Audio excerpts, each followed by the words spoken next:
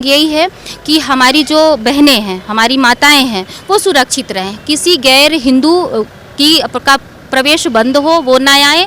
ये त्यौहार हमारा है। आप लोग अच्छी तरह से जानते हैं कि गरबा हमारा राष्ट्रीय त्यौहार भी है ना, और धार्मिक त्यौहार है।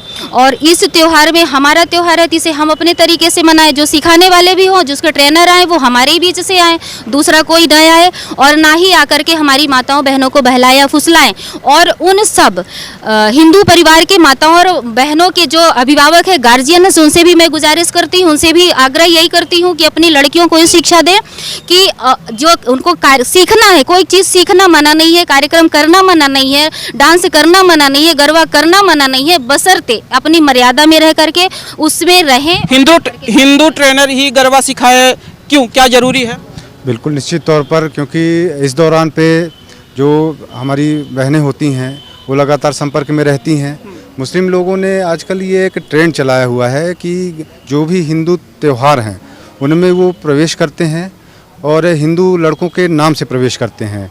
तो बहनों को पता नहीं रहता है कि वो असली नाम क्या है, और वो लोग बाकायदा सुनिश्चित करके आते हैं और टारगेट करके आते हैं कि इसी के माध्यम से वो उनको अपने प्रेम जाल में फंसाते हैं। प्रेम जाल में फंसाने के बाद जैसे ही गरबा समाप्ति होता है, उसी दौरान उनको लेकर कहीं भाग जाते हैं, झांसा देकर शादी करते हैं, दैहिक शोषण करते हैं। उसके बाद कई बार हिंदू परिवारों से शिकायतें आने लगती हैं कि हमारी लड़की अमुक व्यक्ति के साथ में भाग गई। बाद में पता चलता है कि राहुल, राज, ऐसा कुछ भी नाम वो रख के आते हैं, बाद में मोहम्मद और ये वो उनका नाम ऐसा निकल के आता है। तो ये घटनाएं उन्हीं के द्वारा अक्सर की जाती हैं, तो इसलिए उनका प्रवेश वर्जित रहे कहीं पे। क्या करना चाहिए, पुलिस को क्या करना चाहिए और हिंदू संगठनों को क्या करना चाहिए, हिंदू लोगों को क्या करना चाहिए इसकी रोकथाम के लिए? जी, प्रशासन से हमने मांग की है कि ऐसे जितने भी पंडाल हैं जहाँ पर ये आयोजन हो रहे हैं, वहाँ पर पुलिस रहे, आने जाने वाले व्यक्तियों की आईडी चेक हो, उनकी पहचान हो, पहचान पत्र उनसे मंगाए जाएं, इस तरह की व्यवस्थाएं हो। साथ में कोई भी शिक्षक हिंदू धर्म के अलावा दूसरे किसी भी धर्म का ना हो, ऐसा हम प्रशासन से अपेक्षा करते हैं। देश बदल रहा है, कल्चर बदल रहा है देश का, क्या लगता है, मतलब ये रुकना चाहिए या बढ़ना चाहिए, आगे होना चाहिए? नहीं, रुकना चाहिए। देखिए, किसी कला के विरोधी हम नहीं हैं। हम यही चाहते हैं कि जो कुछ भी हो हमारे बीच से हो, हमारे हिंदू ट्रेनर ही हो। यदि उनको शिक्षा देने कोई और आ रहा है तो हमारे रीति रिवाज से सिखाए और उनका आना ही वर्जनित हो, क्योंकि हमारी बहनें जो हैं तो असुरक्षित महसूस करती हैं।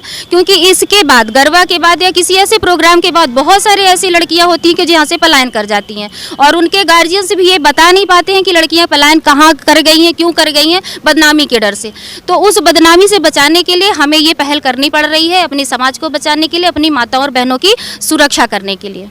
अच्छा, और क्या कुछ कहना है? अभी तो जो गरबा समितियां यहाँ गरबा का आयोजन कर रही हैं, उसमें हमारे संयोजक, जिले के संयोजक बजरंग दल के दिव्यांशु गौतम जी, उसका नेतृत्व अपनी टीम बनाएंगे, उस टीम का नेतृत्व करेंगे, और वो टीम जितने भी गरबा स्थल हैं उनमें निरीक्षण करेगी और ये सुनिश्चित करेंगे कि वहाँ किसी भी मुस्लिम या गैर हिंदू का प्रवेश ना हो पाए। आधार कार्ड वगैरह की चेकिंग अपने स्तर पर करेंगे। हालांकि हमने प्रशासन से मांग की है, प्रशासन ने आश्वासन दिया है कि हम लोग खुद भी सुनिश्चित करेंगे कि किसी का प्रवेश ना हो पाए, किंतु फिर भी हम अपने हिसाब से, जो भी हमारा संगठन है अपने हिसाब से वहाँ पर जाएगा, देखेगा, और अगर ऐसी कोई सूचना मिलती है तो प्रशासन को देगा। और अगर प्रशासन का रवैया ठीक नहीं रहेगा तो बजरंग दल फिर अपने हिसाब से कार्यवाही करेगा वहाँ पर। उसके लिए वो आप पहचान की बात कर रहे हैं, पहचान कैसे पहचान कर पाएंगे कि कौन क्या है? पहचान पत्र हैं उनके पास में, आधार कार्ड हैं, या जो भी उनके माध्यम से उनकी आइडेंटिटी जो भी होगी उस टाइम पर, और उसके बाद उनका पता, जहाँ जिसको जो भी संकित व्यक्ति दिखेगा उसके बारे में जानकारी लगाई जाएगी, कहाँ से है, क्या कैसा है। तो इस प्रकार से उनको देख के हम सुनिश्चित करेंगे कि है कि नहीं है। क्या लगता है, रोकथाम हो पाएगी ऐसे में, क्या आप लोग कर पाएंगे क्या? क्योंकि कई वर्षों से तो ऐसा चल रहा है, हमें तो नहीं लगता कि कुछ बदल रहा है। जी, निश्चित रोकथाम हो पाएगी। संगठन हमारा पिछले कई वर्षों से प्रयास कर रहा है। आपने भी देखा होगा कि कुछ साल पहले तक लव जिहाद होता है, ऐसा कोई मानने के लिए भी तैयार नहीं था।